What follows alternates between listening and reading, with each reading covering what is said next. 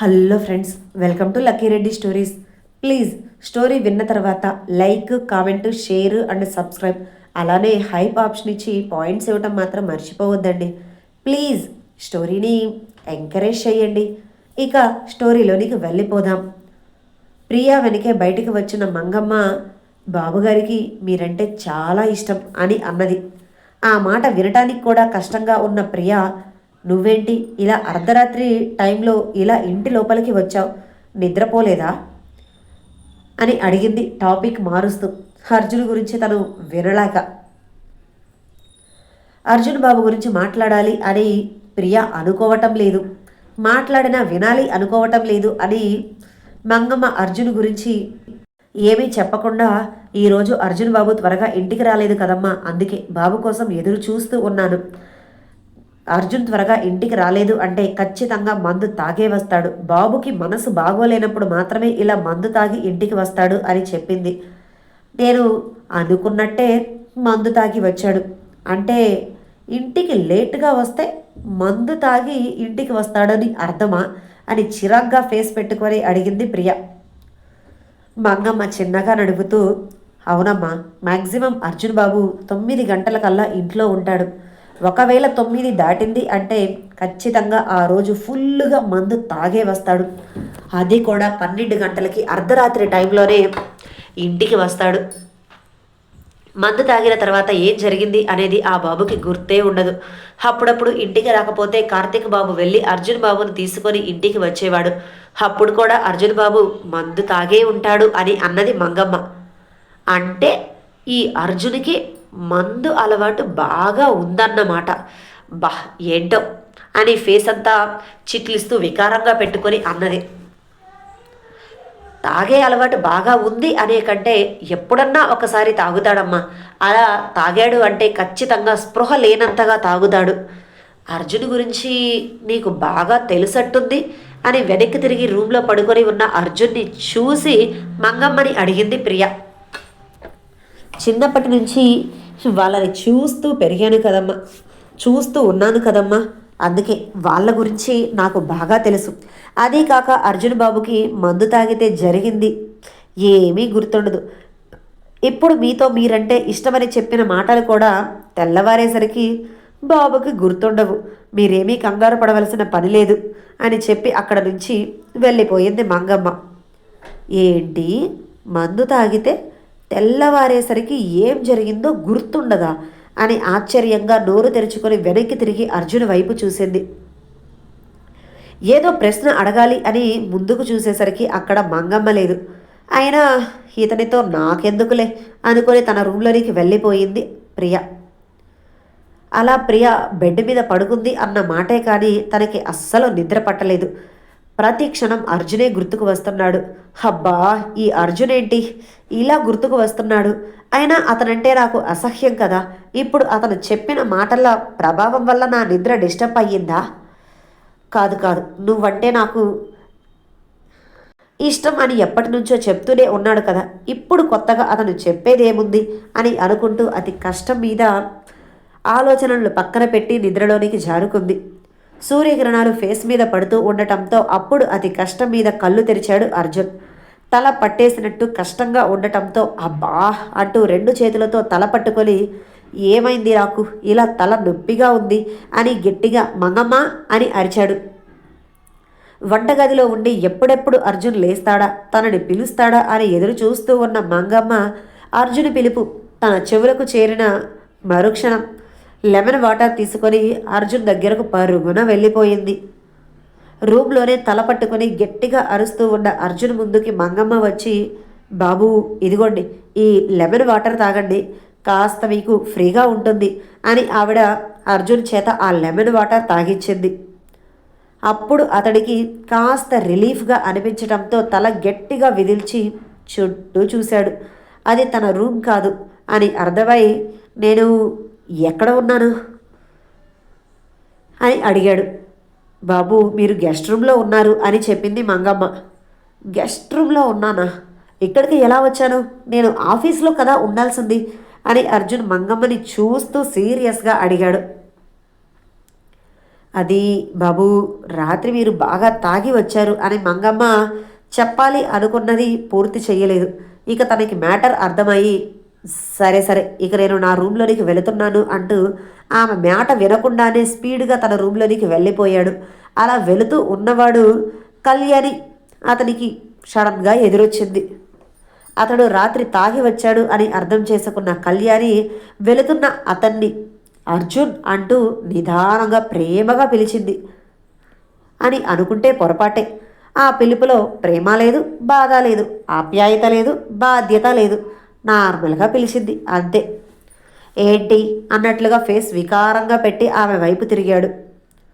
మందు మరీ ఎక్కువగా తాగుతున్నావు, కాస్త తగ్గించు, మందు తాగితే నీ హెల్త్ పాడవుతుంది అని చెప్పి తన రూమ్లోనికి వెళ్ళిపోయింది. అంతకు మించి ఒక్క మాట కూడా మాట్లాడలేదు. అబ్బో ఏంటి, ఎప్పుడు లేనిది కొత్తగా ఈమె నాకు జాగ్రత్తలు చెప్తుంది. నన్ను చూస్తే పొయ్యిలో వేసిన మిరపకాయల్లా చిటపెటలాడాల్సింది పోయి ఇలా జాగ్రత్తలు చెప్తుంది ఏంటో. అయినా మనకెందుకులే అని పెదవి విరిచి అనుకుంటూ రూమ్లోనికి వెళ్ళిపోయాడు. అర్జున్ త్వరగా రెడీ అయ్యి ఆఫీస్కి వెళ్ళిపోయాడు. మంగమ్మ టిఫిన్ అని పిలుస్తున్నా కూడా పట్టించుకోలేదు. ప్రియ చాలా లేటుగా నిద్ర లేచింది. సరోజ ఆ ఇంటిలోనికి వచ్చి కళ్యాణి కళ్యాణి అంటూ కేకలు వేసింది. కళ్యాణి రూమ్లో నుంచి బయటికి వచ్చి, ఏంటి సరోజ పిలుస్తున్నా, ఏమైనా అవసరం ఉందా అని అడిగింది. అంటే అది నాకు షాపింగ్ పని ఉంది, నువ్వు తోడుగా రావచ్చు కదా అని కళ్యాణి చేతిని పట్టుకొని అడిగింది. ఇప్పుడా షాపింగ్కా? నాకు షాపింగ్ చేసేంత ఇంట్రెస్ట్ అస్సలు లేదు అని తలదించుకొని బాధగా చెప్పింది. వాళ్ళ ఇంట్లో జరిగే విషయాలు అన్నీ తెలిసిన సరోజ కార్తిక్ గురించి ఆలోచిస్తూ, ఎన్ని రోజులు ఇలా ఉంటావు, జరిగిపోయిన దాని గురించి ఆలోచిస్తూ బాధపడుతూ ఉంటే ఎలా అని బాధగా అడిగింది. ఏం చేయమంటావు సరోజ, ఉన్న ఒక్కగానొక్క కొడుకు చనిపోయాడు అని తెలిస్తే తట్టుకోగలమా? చిన్నప్పుడు నాకు దేని మీద ఆశ లేదు, ఇంట్రెస్ట్ లేదు. కావాలి అంటే ప్రియాని పంపిస్తాను, తీసుకొని వెళ్ళు. తనకి ఇంటిలోనే ఉండి బోరు కొడుతుంది కదా, కాస్త బయటకు వెళ్తే మైండ్ రిఫ్రెష్ అవుతుంది అని చెప్పి ప్రియా అని పిలిచింది. నైట్ లేటుగా పడుకోవటంతో లేటుగా లేచిన ప్రియా, ఏంటి అత్తయ్య పిలిచాం అంటూ నిదానంగా రూమ్లో నుంచి బయటికి వచ్చి తన అత్తయ్యను అడిగింది. ఏం లేదు ప్రియా, సరోజ షాపింగ్కి వెళ్ళాలి అంటుంది, తోడుగా వెళ్ళమ్మా. అలానే నీకు ఏదైనా కావాలి అంటే కొనుక్కో, మీ అంకుల్ కార్డు తీసుకొని వచ్చి ఇస్తాను అన్నది కళ్యాణి. ఇప్పుడు నాకేమీ అవసరం లేదత్తయ్య, ఇప్పుడు షాపింగ్కి వెళ్ళాలి అన్న ఇంట్రెస్ట్ కూడా నాకు లేదు అని అన్నది. అలా అంటావేంటమ్మా, నీకు ఇంట్రెస్ట్ లేకపోతే నాకు తోడుగారా, ఒక్కదాన్ని వెళ్ళాలి అంటే బోర్ కొడుతుంది, ప్లీజ్ ప్లీజ్ ఈ ఒక్కసారికి రావా అని సరోజ ప్రియాని రిక్వెస్ట్ చేయటంతో, అంతకు మించి కళ్యాణి కూడా వెళ్ళు, రోజు ఇంట్లోనే ఉంటున్నావు కదా అని చెప్పటంతో ఇక తప్పక సరే అని అన్నది. అలా సరోజ ప్రియ ఇద్దరూ షాపింగ్ మాల్కి వెళ్ళారు. ఎస్కే మాల్ సిటీలోనే అతిపెద్ద సూపర్ మాల్. ఎన్నో సంవత్సరాలుగా ఎంతోమంది ఆదరాభిమానాలను పొందుతూ ఉన్న ఆ మాల్ ఎవరిదో కాదు, సరోజ వాళ్ళది. ఈ షాపింగ్ మాల్లో క్లాత్ చాలా బాగుంటాయి ఆంటీ అని అన్నది ప్రియ. అవునా, నిజంగా అంత బాగుంటాయా, నీకు నచ్చుతాయా అని సరోజ నోరు తెరుస్తూనే కావాలి అని అడిగింది. అవునాంటీ, చాలా బాగుంటాయి, నేను ఎప్పుడు ఇక్కడికే వస్తాను, ఫ్రెండ్స్ అందరం కూడా ఇక్కడే తీసుకుంటాం, క్లాత్ చాలా బాగుంటుంది, చాలా రోజులు వస్తుంది అని నవ్వుతూ చెప్పింది. అవునా, సరే పద, నీకు కూడా ఏమైనా నచ్చితే తీసుకోవచ్చు అంటూ సరోజ శారీ సెక్షన్ వైపు ప్రియాని తీసుకొని వెళ్ళింది. ప్రియాకి అక్కడ ఏమీ చూడాలి అన్న ఇంట్రెస్ట్ లేక ముభావంగా కూర్చొని ఉంది. అది గమనించిన సరోజ, నీకు శారీస్ ఇంట్రెస్ట్ లేకపోతే లెహెంగా డ్రెస్సెస్ అటువైపు ఉన్నాయి కదా, అక్కడికి వెళ్ళి చూడు, నీకు నచ్చింది తీసుకోవచ్చు అని అన్నది. తనకి అక్కడ ఒకే చోట కూర్చొని ఉండటం ఇష్టం లేక సరే ఆంటీ అంటూ లెహెంగా డ్రెస్సెస్ అలా అన్నీ చూస్తూ షాపింగ్ మాల్ అంతా తిరుగుతూ ఉంది. తనకి ఏది తీసుకోవాలి, కొనుక్కోవాలి అన్న ఆశ, ఇంట్రెస్ట్ అయితే లేదు. పెళ్ళి అయిన తర్వాత తను ఇంటి నుంచి మొదటిసారి బయటికి వచ్చింది. పంజరంలో నుంచి చిలక బయటకు వస్తే ఎలా ఫ్రీగా ఎగురుతుందో తనకి కూడా అలా ఎగరాలి అనిపించింది. కానీ ఏంటో తన మనసుకు ఏమీ తోచటం లేదు. ఆ టైంలో మనసంతా బాధగానే ఉంది. ఎగిరిపోవాలి అన్న ఆలోచన కూడా తనకి రావటం లేదు. అలా తను చూస్తూ చూస్తూ తిరుగుతూ ఉంది. అప్పుడే హాయ్ అంటూ ఒకరు ఆమెను పలకరించారు. ఎవరా అని తల ఎత్తి చూస్తే తన ఫ్రెండ్స్ లావణ్య, లలిత. హాయ్, మీరేంటిక్కడ అని ఆశ్చర్యంతో నోరు తెరిచి అడిగింది ప్రియ. ఏం లేదే, ఇక్కడ బజ్జీలు అమ్ముతున్నారంట, తినటానికి వచ్చాము, టేస్ట్ చాలా బాగుంటుందంట, నువ్వు కూడా తింటావా అని అన్నది లావణ్య. అవునా, మరి తినకుండా ఇక్కడేం చేస్తున్నారు అని వెటకారంగా అన్నది ప్రియ. హబ్బా చాలే ఆపండి మీ ఇద్దరి వెటకారాలు అని లలిత అనటంతో ముగ్గురు కూడా సరదాగా నవ్వుకున్నారు. లలిత, లావణ్య ఇద్దరు ప్రియ లైఫ్ ఎలా ఉంది అని అడిగితే ఏం మాట్లాడాలో ఏం చెప్పాలో అర్థం కాని ప్రియ సైలెంట్ అయిపోయింది. ఇక అడిగి ఇబ్బంది పెట్టాలి అనుకోక షాపింగ్తో బిజీ అయ్యారు. అలా ప్రియని మాటల్లో పెట్టి సరదాగా కబుర్లు చెప్తూ ఆమెను నవ్వించారు కాసేపు. లలిత, లావణ్య ఇద్దరు లెహెంగాస్ తీసుకొని మేము ట్రయల్ చేసి వస్తాము అంటూ ట్రయల్ రూమ్కి వెళ్ళారు. అప్పుడే హాయ్ ప్రియా అని అక్కడికి వచ్చాడు కిరణ్. వెనక్కి తిరిగిన ప్రియ కిరణ్ని అక్కడ చూసి నువ్వేంటి ఇక్కడ అని అంటూనే షాపింగ్కి వచ్చావా అని నవ్వుతూ అడిగింది. లేదు, ఈ షాపింగ్ మాల్ నాదే. డాడీ ఈరోజు సరుకు తీసుకొని రావడానికి వేరే ప్లేస్కి వెళ్ళారు, ఇక తప్పక నేను మాల్కి రావాల్సి వచ్చింది అని అన్నాడు.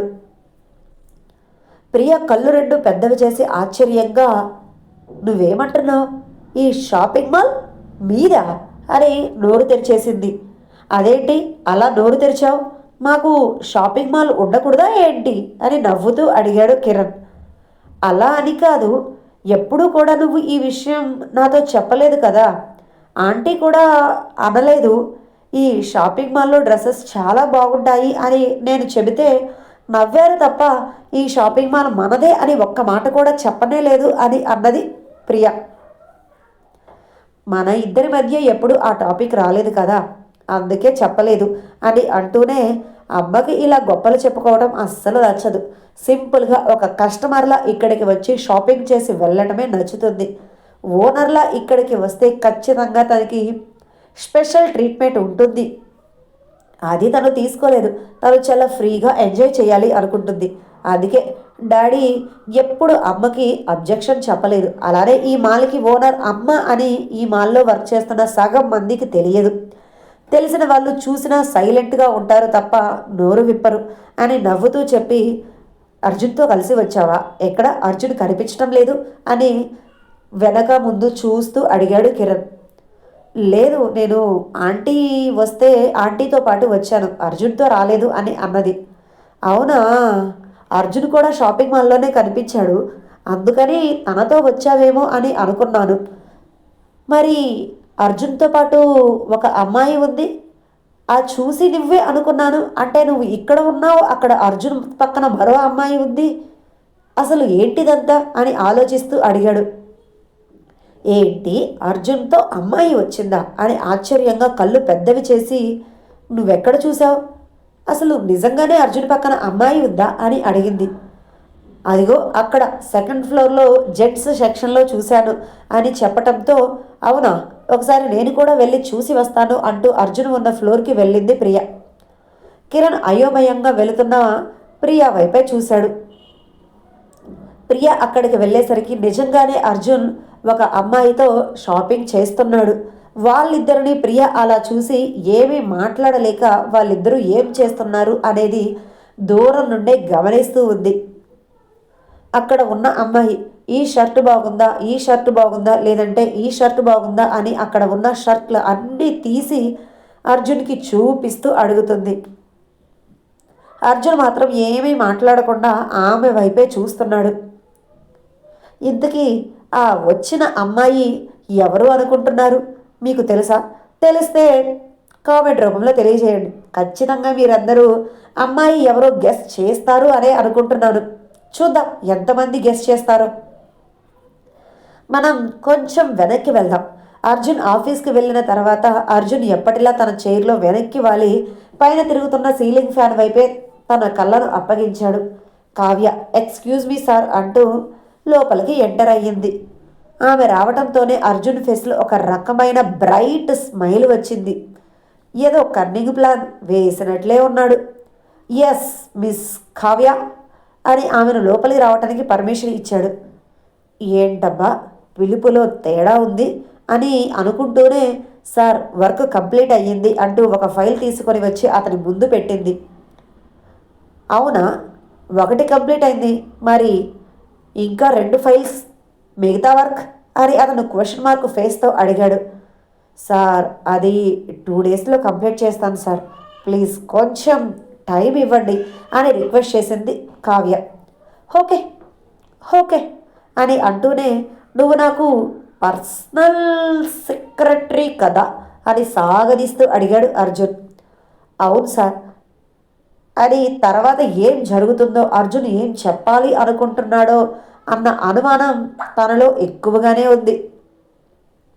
ఇప్పుడు నేను మీటింగ్కి వెళ్తే నా వెనక మీటింగ్కి నువ్వు కూడా రావాలి కదా, ఆ మీటింగ్కి అటెండ్ అవ్వాలి కదా అని ఏమీ తెలియని వాడిలా అమాయకంగా అడుగుతూనే తను వేసే ఉచ్చులోనికి ఆమెను దించాలి అనుకొని అడిగాడు. అవును సార్ రావాలి, తప్పదు అని తల ఊపింది కావ్య. అవునా, ఓకే లెట్స్ గో అంటూ తన చైర్లో నుంచి స్టైల్గా లేచి ముందుకు నడిచాడు అర్జున్. ఏంటి లెట్స్ గోనా అంటే ఎక్కడికి?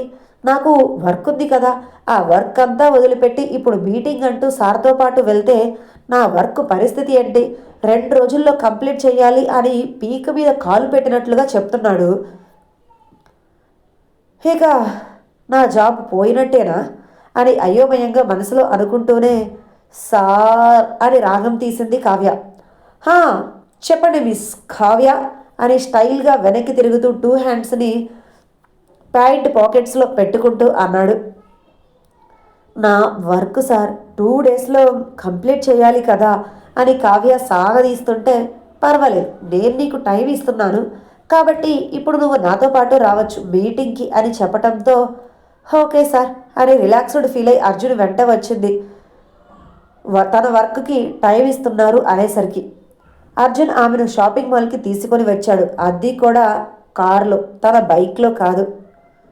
కావ్య ఆ షాపింగ్ మాల్ని చూసి ఏంటి సార్ మాల్కి తీసుకొని వచ్చారు, మీటింగ్ అన్నారు కదా అని అనుమానంగా అడిగింది. అవును మీటింగే, ఈ మాల్లోనే మీటింగ్ జరుగుతుంది అని చెప్పి అతను లోపలికి వెళ్ళాడు. కావ్యకి అంతా అనుమానంగా అయోమయంగా ఉండటంతో ఈ అర్జున్ ఏం చేస్తున్నాడు అనుకుంటూనే అతను ఎక్కడికి వెళ్తే అతని వెనక్కి తిరిగింది. అలా షాపింగ్ మాల్ మొత్తం తిరిగి చివరికి 2nd ఫ్లోర్లో ఉన్న జెంట్స్ సెక్షన్ వైపు వచ్చాడు అర్జున్. 4-5 షర్ట్స్ తీసి చూసుకుంటున్నాడు కానీ తనకు ఏది నచ్చకపోవటంతో మిస్ కావ్య నాకు ఏది బాగుంటుంది అంటారు వీటిల్లో అని అడిగాడు తన చేతుల్లో ఉన్న 4 షర్ట్స్ చూపిస్తూ.